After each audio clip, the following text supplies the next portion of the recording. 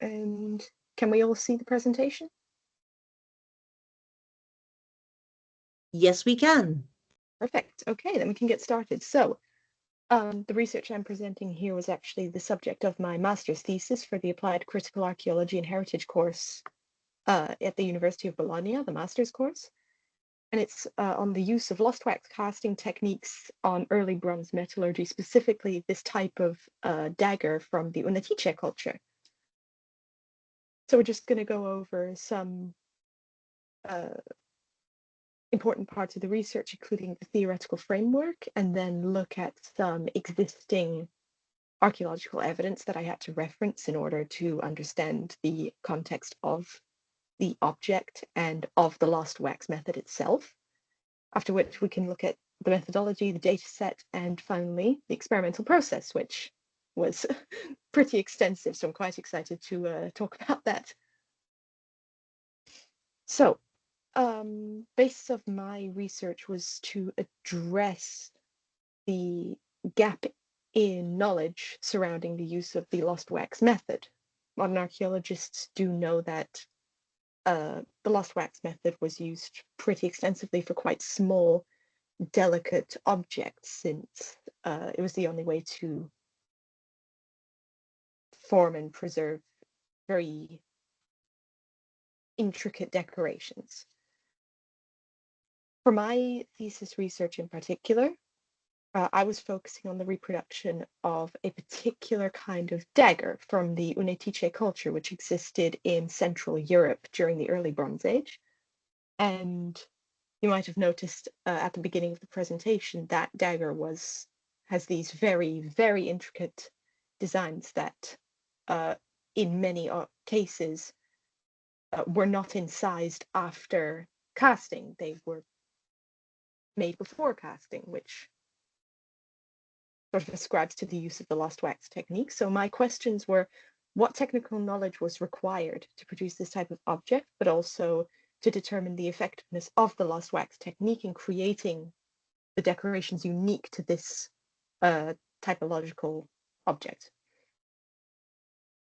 My theoretical framework, of course, the three most important pillars of my research were experimental archaeology itself, the chaîne opératoire, and production organization and technical knowledge. So just for, I'm sure you've all heard of experimental archaeology, but just as a recap, it's the reconstruction of past buildings, technologies, objects, and context based on archaeological evidence, but specifically, it is done in the way that they would have done it in the past. That is to say, you don't use modern tools or specialized equipment. You try to do things as quote unquote traditionally as possible. Experimental archaeology is quite an important sub-discipline within archaeology, since it sort of furthers the scientific positivist approach that archaeologists have towards the study.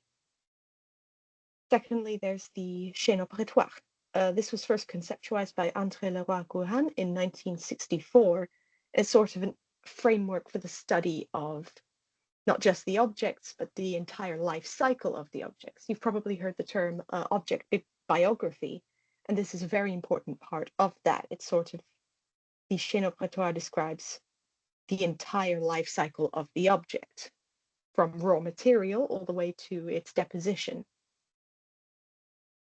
And then, of course, there's production, organization, and technical knowledge, since, well, to put it bluntly, knowing what you're doing is quite important. So it's also important for me to properly research the techniques and skills necessary. For this figure on the side, that comes from a paper by M.K. Kuipers, who is currently an expert on bronze archaeometallurgy, which of course is the focus of this research.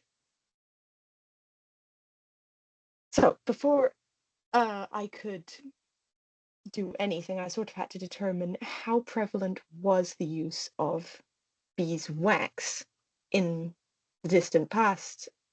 And in particular, in that note, what's the evidence for beekeeping within the archaeological record?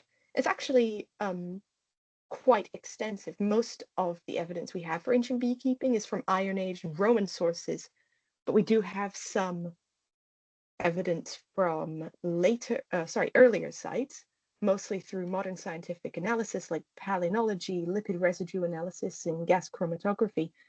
Some of the oldest evidence for the use of beeswax comes from Neolithic sites in Spain, southern Spain specifically.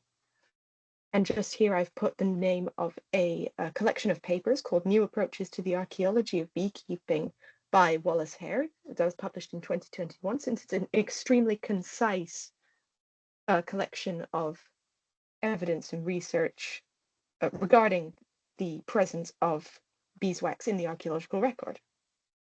Specifically, this chart is a collection of articles, many of which come from that aforementioned collection. But as you can see, there is quite a substantial number of sources, particularly from ceramic analysis, that shows that beeswax was actually used quite extensively. I also needed to do some ethnographic research, since the lost wax technique is still used quite extensively today. Modern uses of the lost wax technique mostly come from the use of for making jewelry. Modern jewelry makers will create resin molds using a similar technique wherein they melt the wax out. But if we're talking about the use of beeswax in the traditional way, then the two most relevant ethnographic examples of this are the Indian dokra technique and Benin bronze casting. Dokra has been used for around 5,000 years. The Indus River Valley civilization in particular has quite a few objects that have been ascribed to the use of the lost wax technique, including the dancing girl statuette. And recently, an amulet was found in Negra, I believe, that was also found to have been made using the lost wax method. Dokra in particular is, as it is practiced today, is an indirect casting. That is to say, you make a form out of clay, you then apply the beeswax over that model, and then that is encased in the mold, which is a combination of clay, sand, and usually an organic material, in this case often rice chaff. And the casting process of this, once the pore has been removed, is by either pouring the molten metal directly into the mold or by placing the metal directly into it and then allowing that to melt. But the point is that the presence of lost wax casting is still very much prevalent, especially in traditional art forms. But archaeological evidence for lost wax casting is a little more difficult to understand, since the problem with beeswax is that it's an organic material, and if you know anything about the preservation of organic materials, is that it's near impossible for something like beeswax to remain in the archaeological record, since it will just eventually disappear, unless, of course, it's been preserved in an incredibly arid or an incredibly frigid environment. It's quite difficult to see. Modern analytic techniques, like I mentioned, lipid residue analysis, mass spectrometry, have made it easier to identify the presence of organic materials, especially wax, in the archaeological record. But if we were talking about macroscopic, visible to the naked eye evidence, there's not that much. However, there is quite a large body of evidence for lost wax casting in Europe that comes from what's now modern day Poland, specifically from southwestern Poland, around the area of Krakow. Most of the analysis that was done has been conducted through as you can see, X-ray diffraction analysis, fluorescence spectrometry, and microanalysis. But there is quite a large body of evidence from this area that suggests the use of, or confirms the use of, the lost wax technique.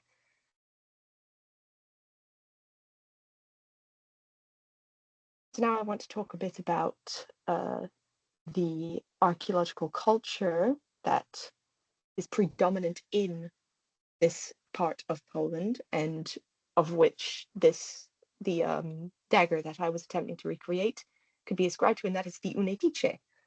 The Unetice were a Bronze Age civilization that extended across most of Poland, southern Germany, and even down as far as Slovakia in some cases.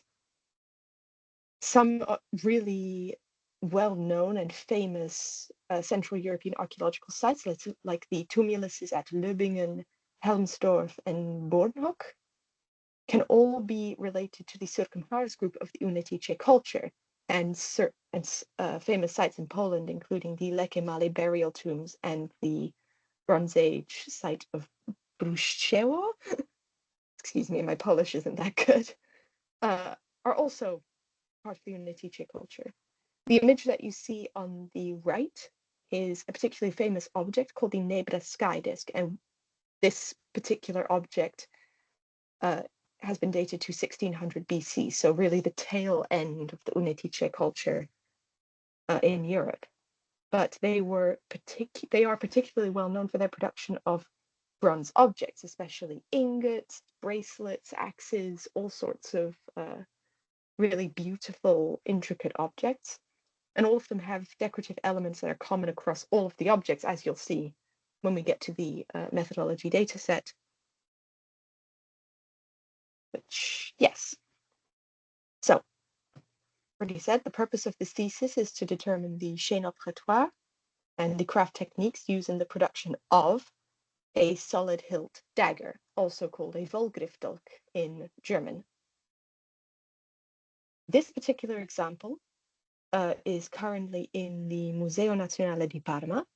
It was apparently found near Parma, but was donated by an unknown individual, so we can't be sure of its exact context. A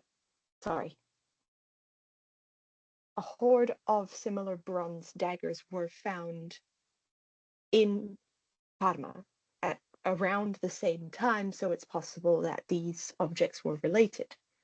So you can see from left to right is an illustration of the dagger in Peroni's 1994 catalog. Then there's a photo I took of the actual dagger at the museum, which the curator of the Archaeological Museum, Angelo Muti, was kind enough to let me actually handle. And on the far right is another replica of that dagger made by the Swiss metallurgists Marcus Bingeli and Marcus Bingeli. This particular example was not made with the lost wax technique, but this is sort of an example of what it would have looked like before its deposition.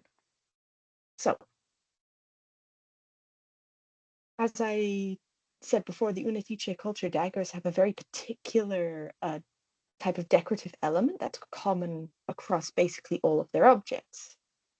And during my research, I actually found that the dagger from Parma is most typologically reminiscent of a particular hoard of daggers found at the Unetice site of Horomerice.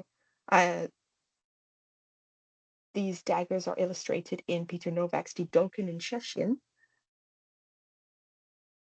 and they have very similar decorations up to the point of even the decorations on the blade of the dagger being almost identical.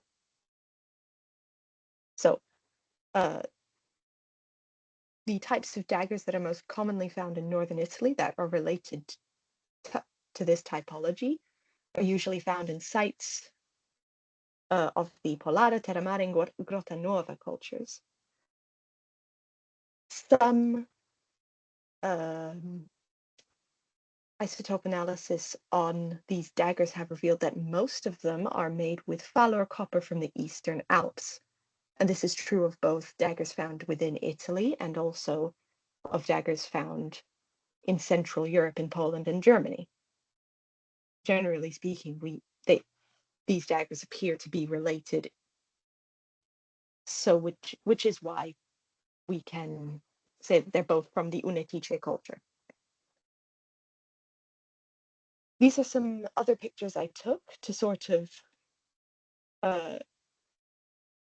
emphasize the types of decorations on these daggers. You can see that they are extremely, extremely detailed and intricate. The actual, they're not even very deep, these decorations. They're really just very lightly incised into the surface. But as you can see, closer analysis reveals that these decorations were not incised after casting, as I've said. Hence why I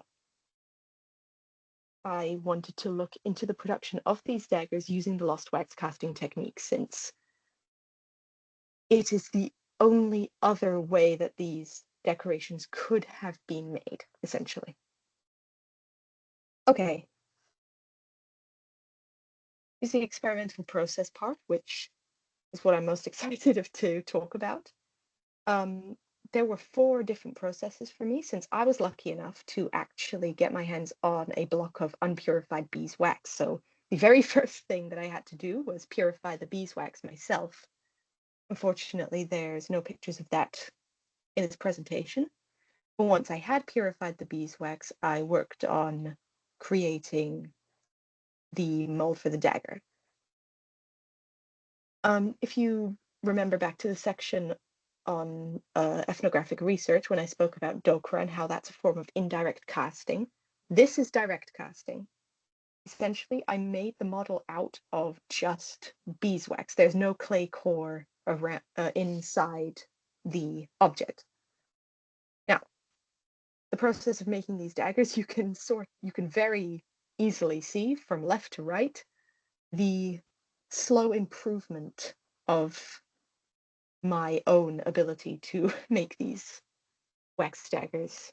Admittedly, they're not fantastic, but I found working with beeswax that it is a very difficult material to work with. It's thermoplastic, which means that upon exposure to heat, it'll start bending and becoming malleable.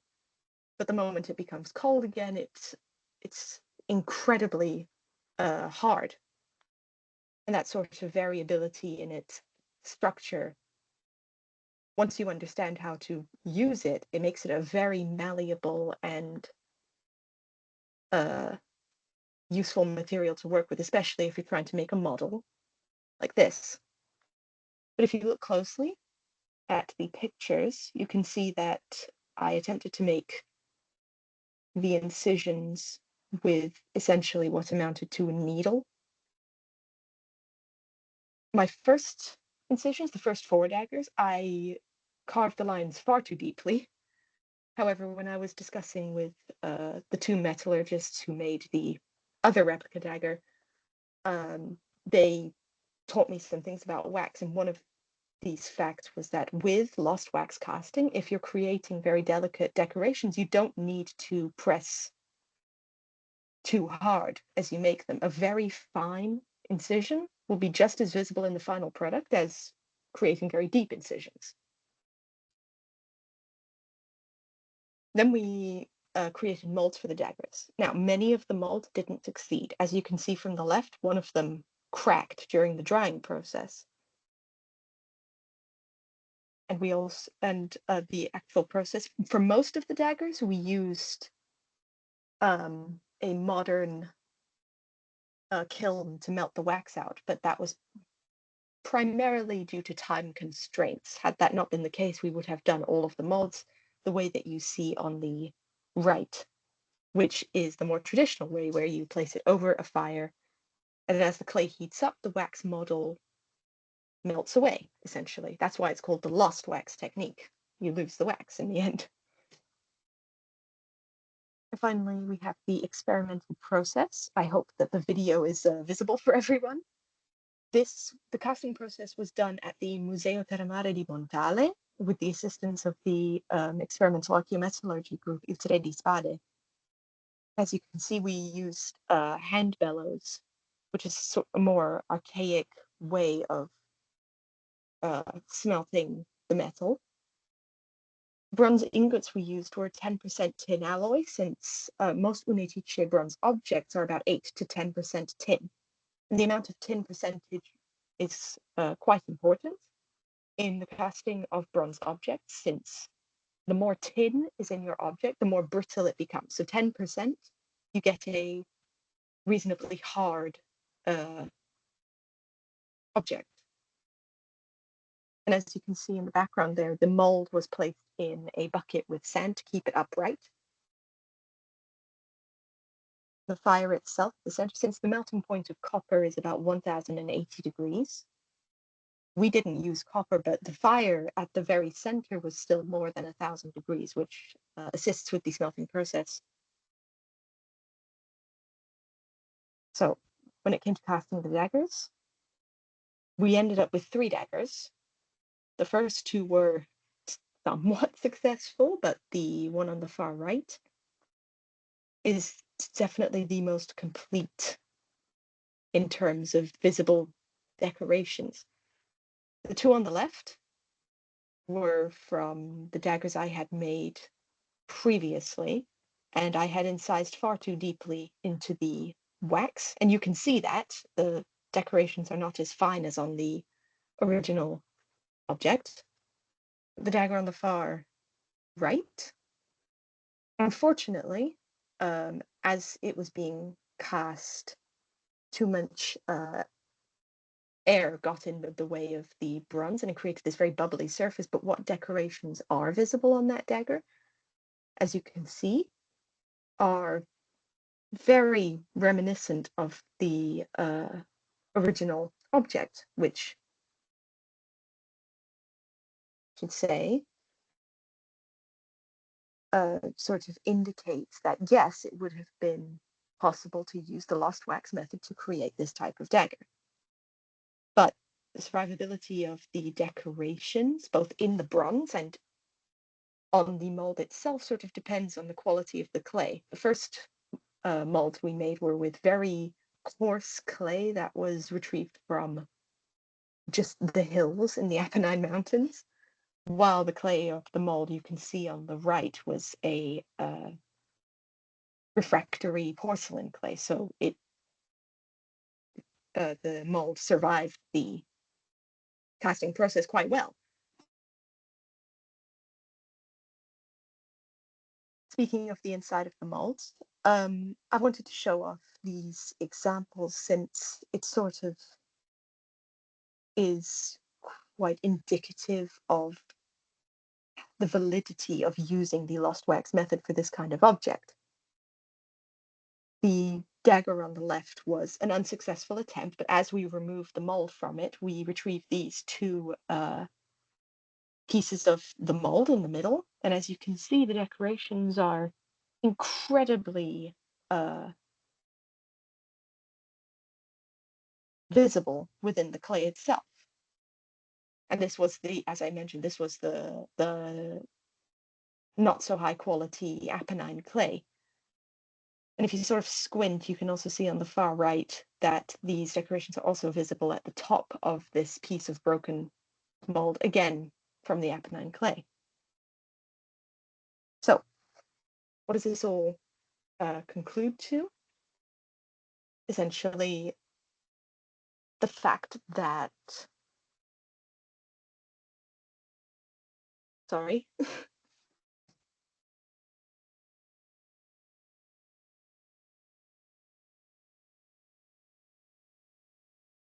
the use of the lost wax technique, particular for this type of object, is not only valid, but likely would have been one of the primary ways in which these solid hilt daggers or Volgriff Dolka might have been made, but also when we're talking about efficiency and effectiveness of the technique, that this is an example of cross-craft interaction, here being the borrowing of styles or manufacturing techniques.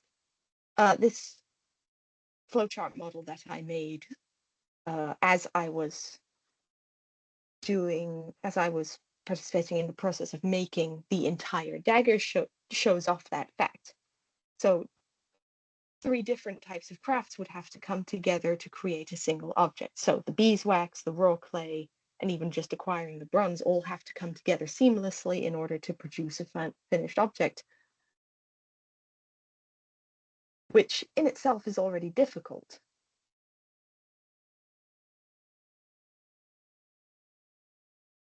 And that sort of goes hand in hand with the quality of the object itself. There's sort of, I forgot to mention this earlier, excuse me, but the type of dagger that this is, it's an extremely fine piece of work. It's art, essentially. So it's likely that this dagger would not have been used for everyday activities. Likely it was more of a ritual object. And the level of complexity and the difficulty of this process, as I have found, sort of lends itself to this idea that, yes, this object is something special, as it were. But if we're talking about the lost wax technique, it's difficult, it's very finicky, but the lost wax technique is definitely a valid way to produce this type of object. Which, 2 questions that were posed at the beginning: what technical knowledge was required and what was the effectiveness? I think the answers to that, as I've shown, are that A, there's 3 different types of technical knowledge that were required, but the effectiveness of the technique is something that would need to be practiced. It can work, you can make a dagger using this technique, but it would have to be performed by someone with incredible knowledge of bronze casting and an understanding of wax and the properties of it. Okay, that's my presentation. Thank you.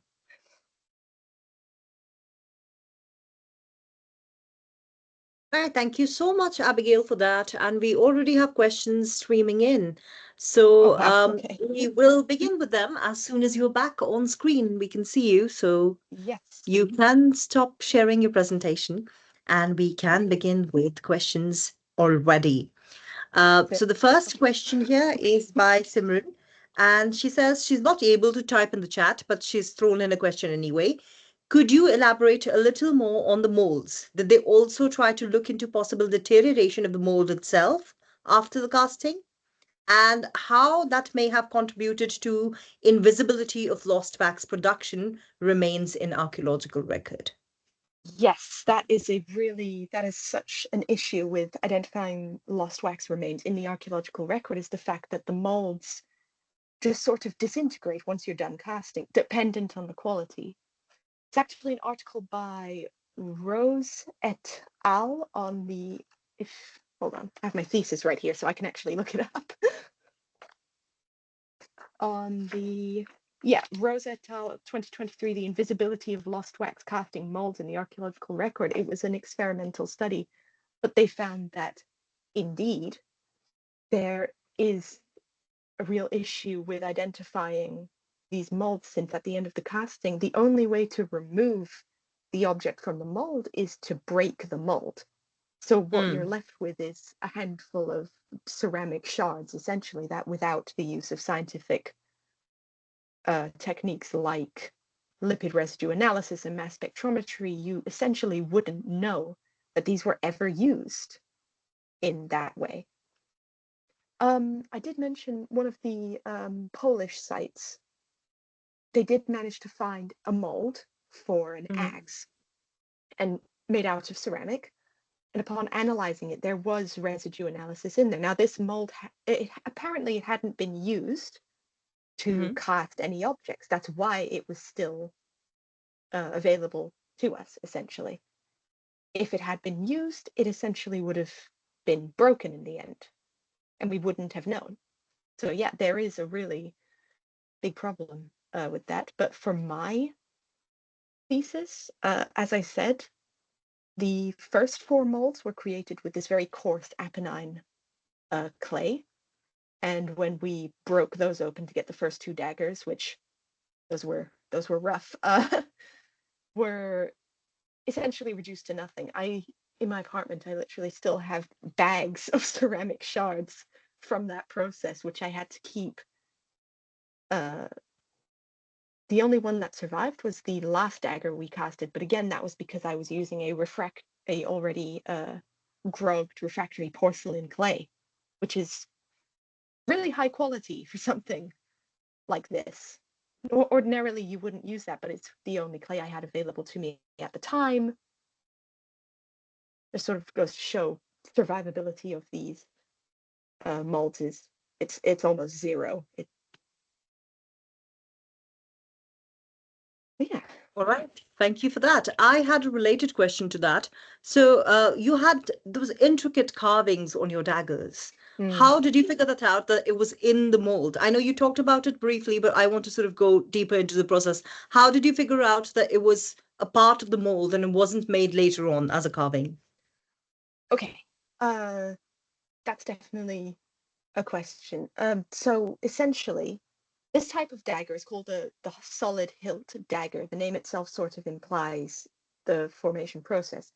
The blade in a normal dagger, you would create the hilt and you would create the blade and then sort of fasten them together with pins or screws or something like that. In a solid hilt dagger, the entire thing was cast in a single piece. Now, as I was working through my process of sort of analyzing the dagger, I was able to read the work. Oh, one moment. It was Peroni's 1994 catalogue of daggers, wherein he also provides an analysis of several of these daggers. Yeah, I pugnali nell'Italia continentale.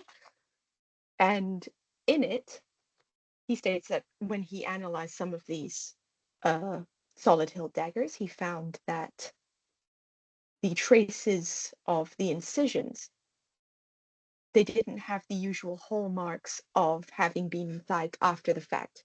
If you incise something in bronze after casting, it leaves certain traces in the metal itself, certain like scratch marks and particular, yeah, under a microscope, it's visible. Unfortunately, I didn't have access to that, but with that knowledge and looking at the dagger itself, it sort of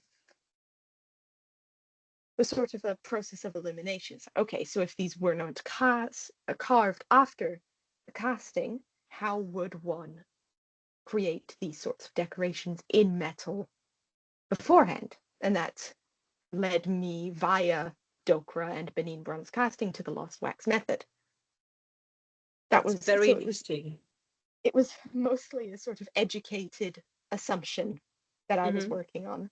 And with the knowledge that lost wax casting was used for much smaller elements. For example, in northern Italy, at least, there's quite a few objects that they're essentially clothing pins, and each pin has very like intricate decorations, and they all look very different. But most of them, with research from like my own supervisor, Claudio Cavazzuzzi, as well as Simone Severi and others, have found that based on molds and based on the analysis of these pins themselves, that those were made with lost wax. So that was also sort of a stepping stone for me to assume, all right, so probably these daggers were made using a lost wax technique. That's very interesting. Thank you so much. The next question is from the Tarak, and he says, did the use of lost wax technique offer any special advantage over alternative techniques of casting metallic objects? Oh, like I said the use of the lost wax technique is primarily used for very fine details. So you have Dokra, you have Benin bronze casting, and if you're familiar with it, Shang Dynasty bronzes Oh, are yes. also lost wax technique. The main benefit that lost wax gives you in terms of like visual form is the detail. You can get extremely fine details in that way. And the dagger in the museum itself, now that we're talking about detail, it has what looks like pins in it, supposedly to hold the hilt in place, but it's cast in one piece. They sort of had this like skeuomorphic idea of we're going to pretend to have pins in our dagger, even though it's a single piece. So, so that also is a benefit. You're able to create sort of skeuomorphic designs in that way. But another benefit I found is, like I said, the nature of beeswax. It's a thermoplastic material, so it can be manipulated with heat very easily. One of the final ways I tried to make a wax dagger was, instead of hand molding the blade, as I had with some previous examples, I melted the wax down and then poured it into a very thin sheet and sort of cut the shape out that way. That was a much more efficient way to do it. The lost wax method can also be very, I hesitate to say efficient, but it can speed up the process of, creating a form. Because you also have other similar techniques like stone mold casting, but there you have to carve the shape into stone, of course.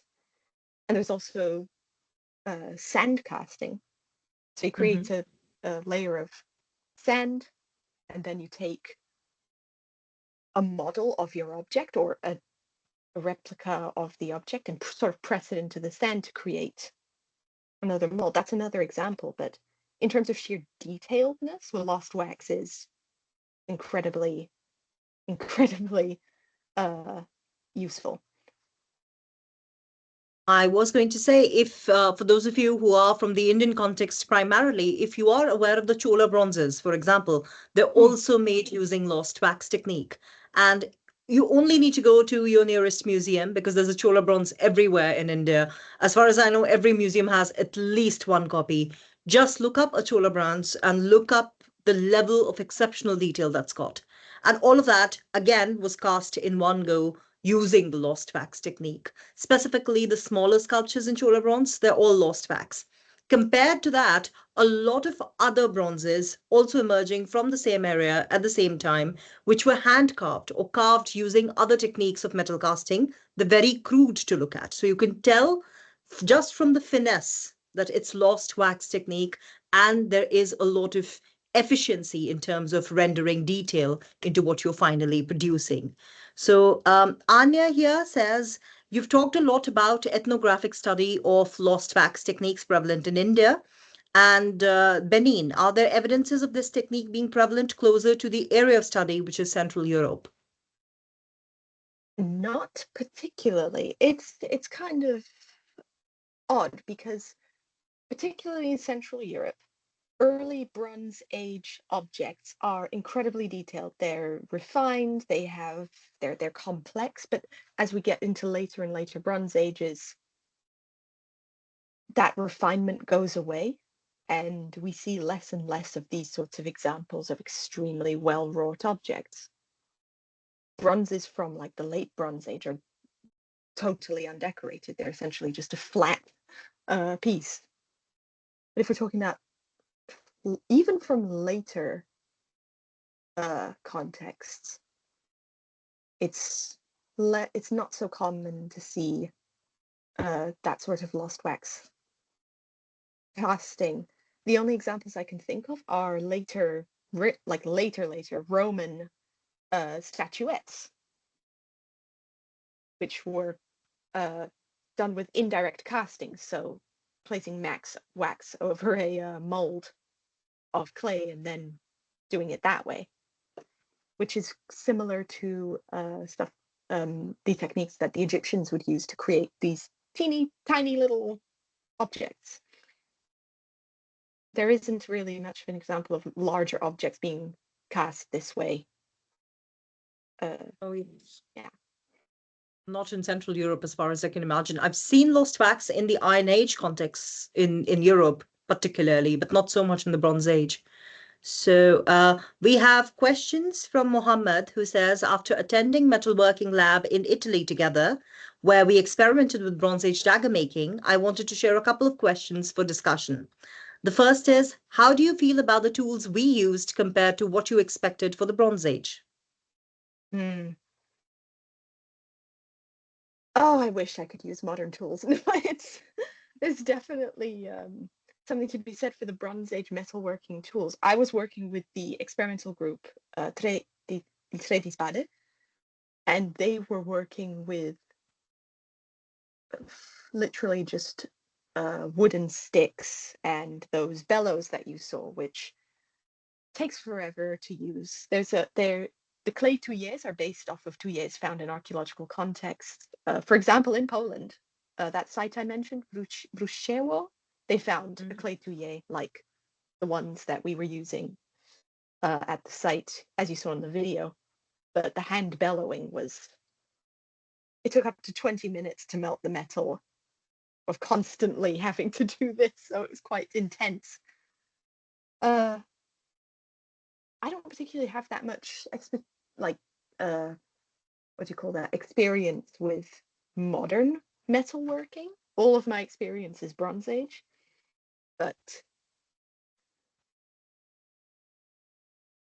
I feel like from what I learned, it's more than possible to mass produce even bronze objects using these Bronze Age techniques, since it's a matter of expertise. If you know what you're doing and you know the intricacies of bronze working, you literally can just do it with some wooden sticks and a leather bag full of air.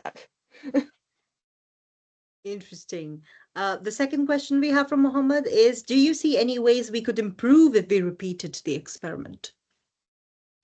Oh, yeah, definitely. Get someone who actually knows what they're doing. I'm kidding, because this was my first experience with it. But I have been looking into repeating the experiment. Because I still have about 2 kilos of beeswax left in my apartment and nothing to do with it. I've been looking into potentially reproducing the dagger again with the knowledge that I have now about the quality of molds, the wax itself, and uh, knowing what is necessary in the molds themselves. Because for this type of object, with the size that it is, you can't just with the lost wax method, you have to make these channels for air called sprues. With this object, it was so thin that it was basically impossible to apply sprues with wax. So in this case, I would probably recreate the molds with sprues where I actually just create an empty channel in the clay itself. But what else could be improved? General knowledge of bronze casting. My ability to use the wax itself has improved, so that as well, I would want to redo the experiment with the knowledge I have now. And hopefully I will. Hopefully. A slightly related question from my end. What did you use as raw material for the bronze? So did you start with copper, make your own bronze to make sure the metallic composition was the same? Or were you using something that already had that kind of metallic composition? We all were already using something with that metallic composition, since we wanted to make sure that the metal, the bronze, the tin percentage was as accurate to an Unetice bronze as possible. So the analysis of bronzes from the Unetice culture, most of them sit at between 8 and 10% tin content. And we wanted to stay as accurate to that as possible. So we purchased bronze ingots about this big, each of them, that were already that tin percentage. So. Oh, that's brilliant.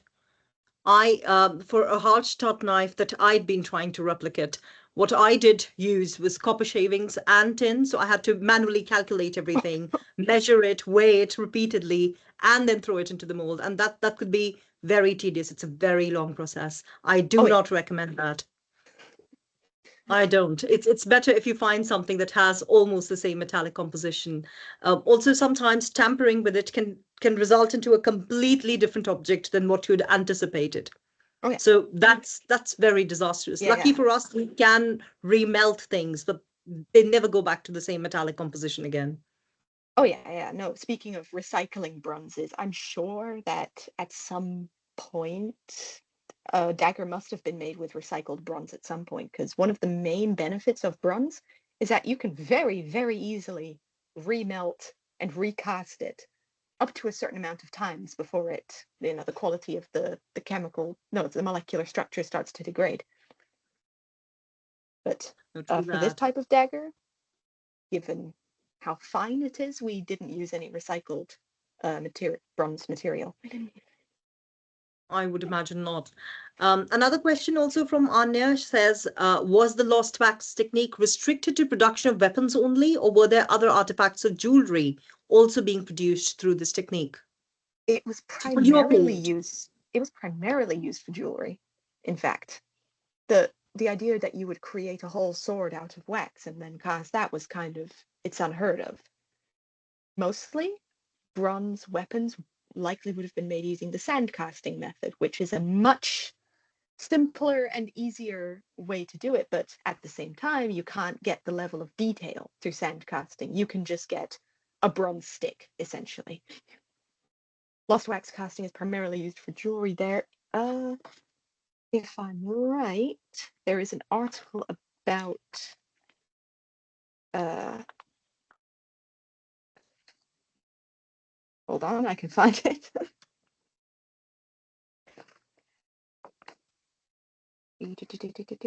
By Tomasz Gralak, 2020, The Nature of Artistic Expression of the Unetice Culture's People, that has some really good illustrations showing just how fine and detailed their jewelry was, which the lost wax method would have been primarily used for that. Even today, if you go to Mhm. a shop and purchase a little intricate earring that's in the shape of, like, I don't know, a tiny bee, that would have been used using the lost wax method.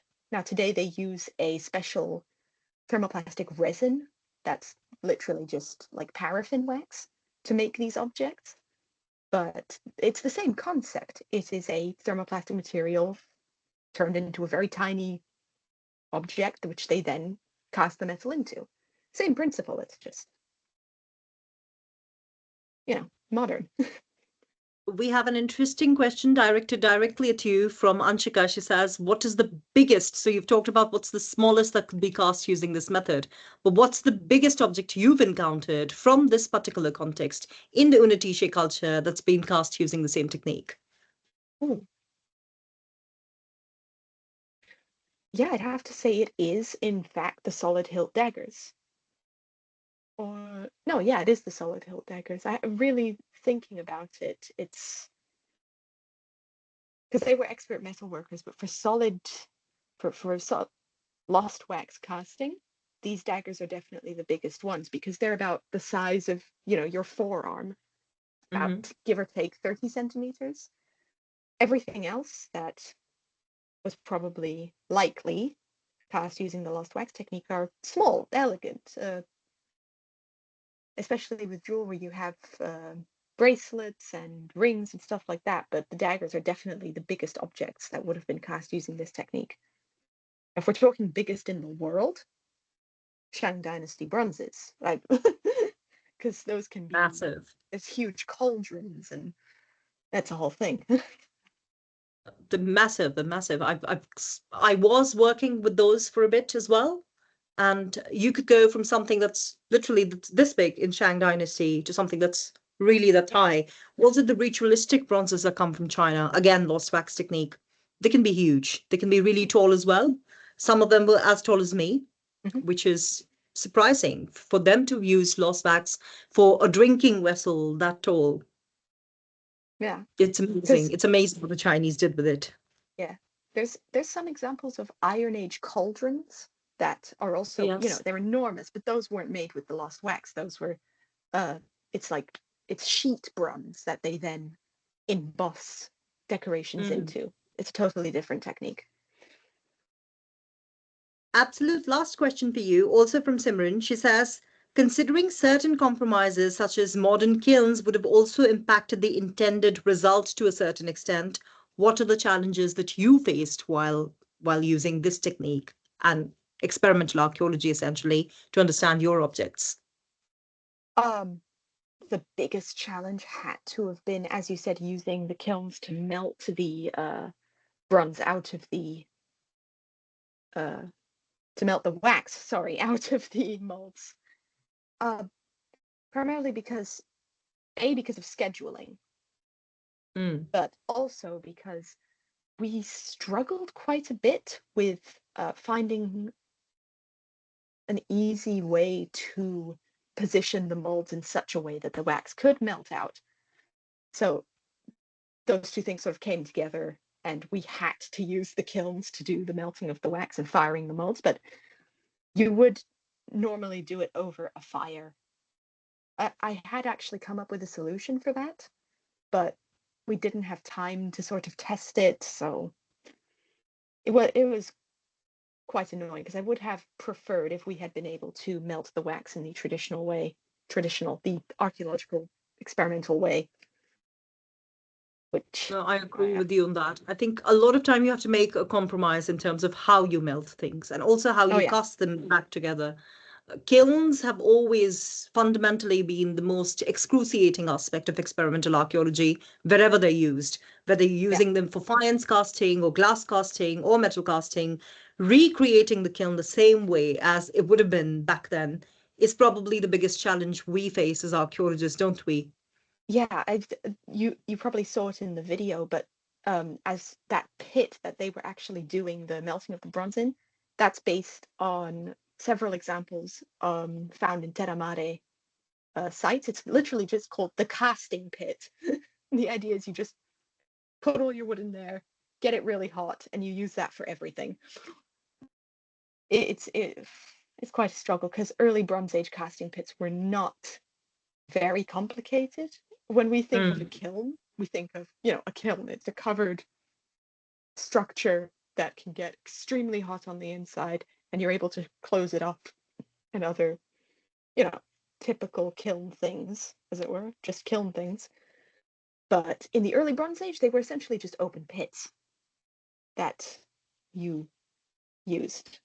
So retaining the amount of heat necessary, and also uh, the casting pit itself, because you have to dig a hole and then you have to line the pit with clay in order to seal it off from the dirt around it. It's the whole thing. It's a whole thing, agreed. And you sort of, for those of you who think, I get a lot of questions from people going, can I do this alone? And can I do this by myself? The answer is No, no. no. You need a team to do it. You need a team of volunteers who agree to give you their time and their energy into helping you build all these structures, which you will eventually use if you were practicing metal casting. And you cannot do it at home, no matter who tells you what. You can't. You No. need a certain environment to try this Yeah, out. yeah. And there are a lot of health and safety regulations that come with experimental archaeology. For even something as basic as flint knapping to make stone tools, you need a lot of health and security. And we've had lectures on that in the past, which is why this was a sort of an add-on lecture. This is the fourth lecture that we've had on experimental archaeology at Speaking Archaeologically. For those of you who are interested, we'll be very, very happy to share the playlist with you, which would also include this lecture from today. So I think that brings us to the end of our session well in time, Abigail. And thank you so much for doing this for us. I've immensely enjoyed it. Oh, To me, it thank you. made so much sense, and I'm hoping it's the same for the audience. But I come Okay. from a biased point of view. So I'm hoping it made as much sense to all of you as it did for me. And I've amazingly, immensely enjoyed myself throughout the talk. So thank you so much for doing that. Thank you for having me. This was really exciting. Thank you. I am a little concerned that we only have 13 people joining in, even though 30 plus people signed up for the talk. So I'm assuming they had some kind of trouble logging in, or they probably are busy elsewhere, but we will be sending that link to the talk to them as well. And if there are questions, please feel free to come back on the YouTube channel where the talk would be uploaded. And if there are questions, Abigail, if you could take some more time and answer them in the comment section below once the talk is out. It will be a while. It will be a while. It wouldn't come out immediately. So we'll let you know through an email when that comes out. And hopefully there will be questions from people who weren't able to attend, unfortunately. Okay, perfect. All right. Thank you so much for doing this. And for everybody who joined us, thank you so much for joining in. And we hope to see you again in the next Talk with an Expert session at Speaking Archaeologically. Have a brilliant day or the brilliant rest of your evening, wherever you are in the world. Bye-bye.